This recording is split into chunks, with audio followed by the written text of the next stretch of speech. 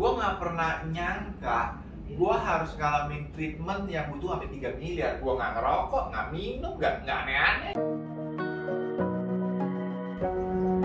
Darah punya peranan yang sangat penting di dalam tubuh kita. Tapi bagaimana jadinya kalau darah berhenti diproduksi di dalam tubuh? Anemia plastik adalah penyakit yang sangat mematikan, apalagi jika tidak ditangani dengan pengobatan yang tepat. Hari ini saya bersama seorang anemia aplastik survivor yang akan berbagi tentang penyakitnya, penyembuhannya, dan juga manfaat dari asuransi yang dia miliki. Ko Joni Leo. Halo, Hai. Steven, apa kabar? Baik, Ko Joni. Mulai-mulai kalau boleh cerita dulu ya. Ini awal gejala penyakitnya itu kayak gimana sih? Oh, oke. Jadi awal gejala mulainya itu di Desember 2019. Jadi Desember 2019 yang pertama udah mulai muncul gejala lah. Awal-awalnya juga gue nggak terlalu notice tentang penyakit ini karena kayak gejalanya pelan-pelan gitu. Nah jadi gue pertama mulai capek. Nah terus gue kan naturally ngomong cepet. Ini gue berusaha untuk ngerem nih. Nah jadi karena pas gue ngomong ternyata gue kayak kehabisan napas gitu. Kayak lu berenang terus gak dapet napas gitu, ngap gitu ya.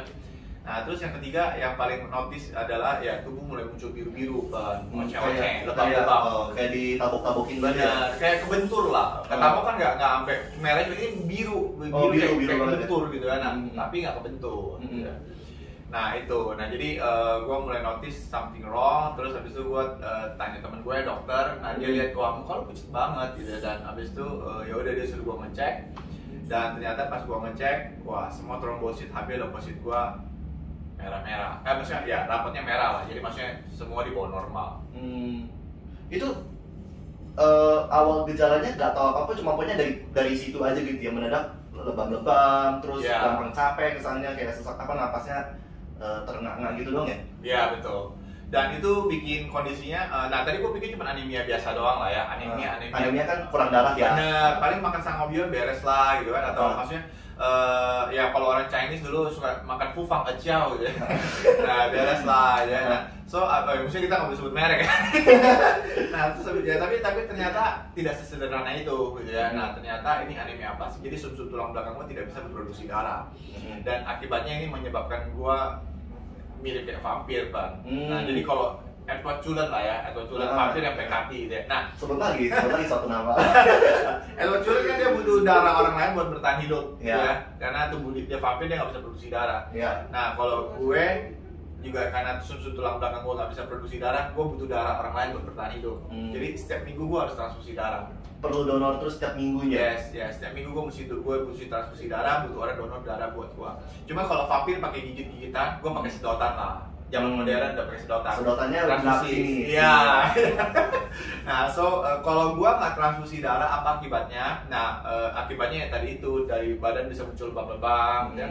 Dari gusi gue bisa keluar darah, dari gusi juga bisa berdarah terus gitu. Bukan karena sikat gigi ya Ban. Jadi pas gue pulang dari gereja, tiba-tiba pas jalan ke depan tuh mulut gue kok ada yang asam-asam ya.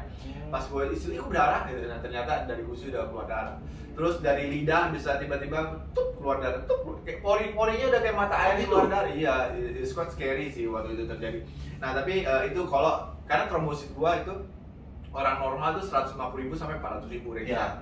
Trombosit gue itu bisa 8.000. Berarti wow, bahkan nggak nyampe 10% dari normalnya ya? Iya. Nah, itu rendah banget gitu. Nah, kalau udah trombosit rendah banget seperti itu, nah itu ya akan muncul lebam-lebam dari keluar pendarahan lah, itu namanya bleeding, pendarahan. Nah, pendarahan itu ya seperti itu, pembuluh darah pecah. Ada kalau di gusi ya gusi berdarah. Kalau di lidah keluar darah. Kalau di badan ya memar-memar gitu sih. Terus pengobatannya dulu kan di Jakarta, waktu itu kan lagi mau COVID tuh di Jakarta. Tapi akhirnya bisa terbang ke Singapura ya. Kenapa harus pergi ke Singapura buat berobatnya ya? Nah jadi kan pertama kali gue ke dokter yang di Jakarta dulu kan. Nah, dia langsung cek sum-sum tulang belakang gue, namanya biopsi bone marrow, biopsi susun tulang. Nah pas gue di biopsi susun tulang belakang gue, dia dilihat bahwa susun tulang belakang gue sama sekali nggak ada darah. Dia bilang ini anemia aplastik dan dia bilang harus transplant. Ya. Dia bilang harus transplant Dan dia nanya, kamu punya siblings nggak? Maksudnya saudara ya, saudara. Nah saudara yang dari ayah dan ibu yang sama. Nah gue nanya, kalau ayah sama ibu beda bisa nggak? Nggak bisa. Ibu sama ayah beda bisa nggak? Nggak bisa. Yes. Nah so dia bilang nggak ada, ya so kamu harus transplant dari cari donor. Nah dia bilang, kenapa mesti ke Singapura? Karena Singapura ada bank donornya. Oh gitu. Nah jadi dia suruh ke Singapura. Nah dia bilang, siapin uang ya, gitu, 10 miliar lah, gitu. Nah, karena transplant sum-sum tulang belakang dari donor itu quite expensive, dia bilang itu. Nah so ya udah. Tapi itu divonis sama dokter bisa sampai 10 miliar malah. Iya, pertama. Tapi gua nggak yakin dia tahu harga exactly-nya juga di sana, gitu ya. Nah, tapi mungkin dia ambil range kira-kiranya aja, gitu. Nah karena memang transplant dari donor yang pihak ketiga itu memang is quite expensive. Nah tapi aku dengar nih yang seingat ceritanya waktu itu dulu bahkan dapat donornya rencananya itu dari Jerman. Yes, betul. Itu akhirnya bagaimana tuh? Apakah donornya jadi datang atau jadi transfer atau gimana tuh? Nah jadi ini juga ada kejadian seru juga. Nah so waktu diputuskan kita mau transplant itu mulai dong searching donor kan. Nah searching donor dan thanks God dapat donornya di Jerman. Ada orang Jerman, ya. Nah, DNA-nya match 7/8, nggak 100% match tapi 7/8, dan dokter gue cukup confident itu bisa dipakai. Nah, so waktu itu pas mau lakukan proses transplant itu, Singapura tiba-tiba mesti lockdown. Nah, jadi gue tanggal 16 Maret Singapura lockdown. Nah, gue tahu Singapura bakal lockdown di tanggal 15 Maret. Oh, mulainya. Nah, so waktu itu semua orang langsung pengen ke Singapura dong. Iya, betul. Susah banget dapet tiket ke Singapura. Betul, karena kan kalau udah lockdown udah nggak bisa pergi lagi. Betul. Dan kalau udah peraturan itu berlaku, lu ke Singapura mesti masuk itu mesti karantina dulu 2 minggu. Sedangkan gua mesti transfusi setiap minggu. Nah, so thanks God gua bisa nyampe ke Singapura dapat tiket 3 jam sebelum lockdown. Wow. Nah, masih masuk yes. Lockdown. Tapi begitu gue nyampe Singapura, dokternya bilang, gue nyampe ke Singapura tapi sum-sum tulangnya donornya itu nggak bisa dari Jerman, nggak bisa ke Singapura karena Jerman lockdown dan Singapura lockdown. Lalu gimana kalau gitu? Pengobatannya gimana? Terus akhirnya bagaimana tuh kelanjutannya tuh? Nah, jadi waktu itu dokter bilang, sebenarnya pengobatan gue ini ada 3 cara metode pengobatannya. Nah, yang pertama adalah makan obat. Nah, makan obat ini chance-nya 50%. Oke. Nah waktu itu gue udah coba 3 bulan makan obat dan kondisinya getting worse gitu, karena anggapnya 50% jadi memang 50-50 antara bisa berhasil atau tidak gitu. Dan 3 bulan itu bisa dikatakan kurang berhasil ya. Iya. Nah terus yang kedua adalah imunoterapi. Imunoterapi ini kayak semacam kemoterapi tapi yang di restart adalah sistem imun tubuhnya. Imunoterapi. Nah ini dia bilang sekitar 60-70 lah. 60-70% harapannya. Nah kalau yang transplant chance-nya 90%. Tapi yang transplant karena Jerman lockdown, Singapura lockdown nggak bisa. Yang ini juga, yang makan obat juga nggak bisa. So tinggal imunoterapi loh. Nah pas waktu mau melakukan imunoterapi ini, tiba-tiba waktu itu dokternya bilang, oh ya udah karena udah nggak ada hope di transplant, dokternya kasih gua penguatan, bisa 80% lah, kita tambahin beberapa update teknologi terbaru, obat-obat terbaru, bisa sampai 80% lah. Nah tapi abis itu dia bilang nanti yang nanganin bukan dia, karena dia spesialis transplant. Dia akan refer ke temennya yang spesialis imunoterapi. Berarti dapat referensi lagi lah ya. Ya, dia kasih ke partnernya yang memang spesialis di imunoterapi di rumah sakit di Singapura. Nah, so pas gua ketemu temennya, gua nanya dia berapa persen chance-nya. Temennya bilang 30%. Terus dia ngeliat muka gua sama istri gua shock gitu kan, karena temennya bilang 80%, dia bilang 30%. Terus wait, I count again ya gitu. Terus di 60 dude. Nah, jadi pengobatannya lu bisa nawar gitu ya. Iya. Nah, so at that moment gue juga bilang, wah dia juga nggak confident gitu kan. Dokternya aja nggak confident bisa sembuh work gitu kan. Nah, so tapi memang nggak bisa dipungkiri karena penyakit anemia aplastik ini cukup langka. Jadi nggak banyak orang yang punya penyakit seperti ini. Jadi dia nggak punya cukup data buat kasih tahu success rate-nya berapa persen. Betul. Karena pengobatan seperti ini ya memang jarang dilakukan. Penyakit ini memang jarang dialami. Jadi nggak banyak data buat ambil kesimpulan. Betul, kalau kita lihat dari internet sebenarnya bisa dilihat bahwa anemia aplastik itu sangat-sangatlah langka dan case-nya tuh jarang banget terjadi. Makanya banyak orang bahkan yang bilang kayak oh ini anemia plastik susah banget disembuhkan. Dan beruntung sekali akhirnya Ko Joni sampai sekarang sembuh dengan imunoterapinya ya. Ya, namanya ATG. Namanya apa? ATG. ATG. Antitimosin globulin apa lagi namanya? Udah 3 tahun jadinya udah lupa kan. Nah, tapi kalau boleh tahu nih, itu kan selama di Singapura tadi kata minum obat 3 bulan dan itu gagal. Habis itu imunoterapi. Makan obat 3 bulan di sini Indo. Oh di Indo, Ya. di Indo 3 bulan. Habis itu akhirnya ke Singapura imunoterapi dan mau transplantasi sumsum tulang belakang. Itu total biayanya kayak gimana? Berapa tuh? Total ya, gua nggak jadi transplant ya. Oh iya, nggak jadi transplant ya. Semua pakai imunoterapi 1 bulan. Jadi pas gua menjalani proses imunoterapi 1 bulan di rumah sakit di Singapura. 1 bulan di rumah sakit itu ya total biaya 2 miliar.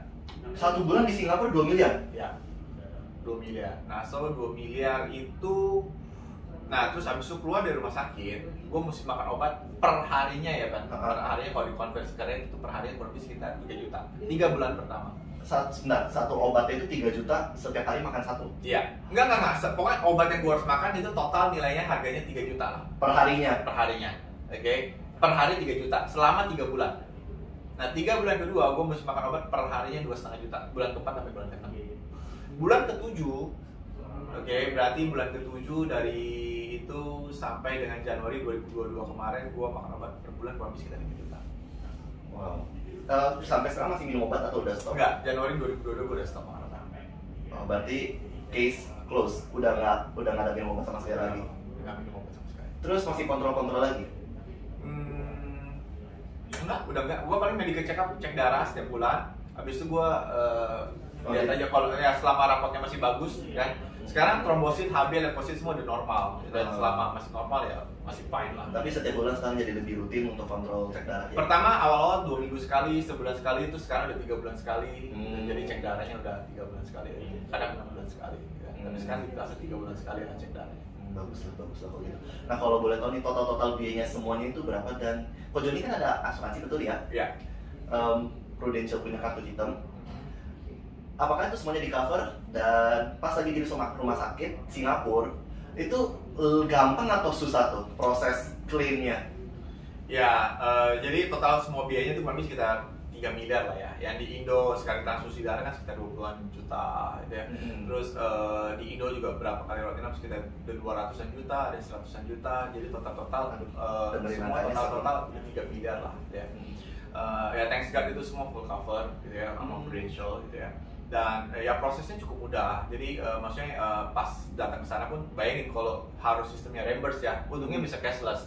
2 miliar itu untungnya bisa cashless. Jadi kita nggak perlu deposit duit, kita cuma kasih kartu dan habis itu dia yang urus billingnya ke Prudential gitu kan. Nah dan maksudnya ya itu cukup bikin kita peace of mind lah, kita cukup tenang. Jadi maksudnya kalau susternya sempat nanya sama saya, kamu kerja apa? Gitu kan. Dia pikir gue bilang gue di insurance gitu ya. Bagian apa? Manajemen, direktur, manajer. Kamu masih muda banget. Enggak. Gue emang hanya agent gitu ya. Terus wah perusahaan lo pasti sayang banget sama lo ya. Apa lo bisa dikirim ke sini buat berobat? Enggak, gue di sini berobat karena gue punya asuransi. Oke. Karena biasa orang hanya berobat ke sini untuk penyakit seperti lo. Kalau nggak dia bukan orang kaya, dia anak orang kaya. Nah karena memang quite expensive gitu kan. Nah tapi ya gue thanks God bahwa ada black card tersebut. Jadi maksudnya semua biaya itu tercover gitu kan. Dan ya itu maksudnya nggak susah sih, nggak susah buat penanganannya gitu. Dan ya kalau nggak ada mungkin ya nggak bisa dapat perawatan sebaik itulah. Betul, dan juga lagi kalau misalkan kita ditagih 2 miliar, siapinnya juga susah kali ya kalau harus reimburse. Benar, pas Covid kan agak susah ya buat jual barang. Iya betul, kita mau jual belum tentu yang mau beli juga makanya. Benar. Nah terus selain dari manfaat asuransi kesehatan, apakah ada asuransi lain yang Ko Joni juga klaim gitu misalnya? Ya, jadi salah satu yang klaimnya keluar ada asuransi critical illness-nya, asuransi sakit kritisnya. Nah itu lumayan lah keluarnya, karena gue juga pernah ketemu beberapa klien ketika mereka kena penyakit kritis seperti itu. Salah satu yang jadi concern mereka adalah, aduh gimana ya nanti gue masih bisa kerja nggak ya? Aduh nanti uang sekolah anak gimana? Waduh biaya hidup gimana? Cicilan gimana? Nah, thanks God waktu itu uang sakit kritis lumayan. Gua kebetulan ada 2 asuransi sakit kritis dan keluar nominalnya yaitu bisa cover biaya hidup kita kurang lebih sekitar 3 tahun lah. Dan itu sangat memberikan gua ketenangan. Gua nggak usah pusing tentang uang sekolah anak gua, gaji karyawan, itu kan biaya hidup di rumah, dan maksudnya untuk for the few years at least gua bisa berpikir bahwa gua bisa rest for the next 3 years buat concern sama pengobatan gua gitu ya.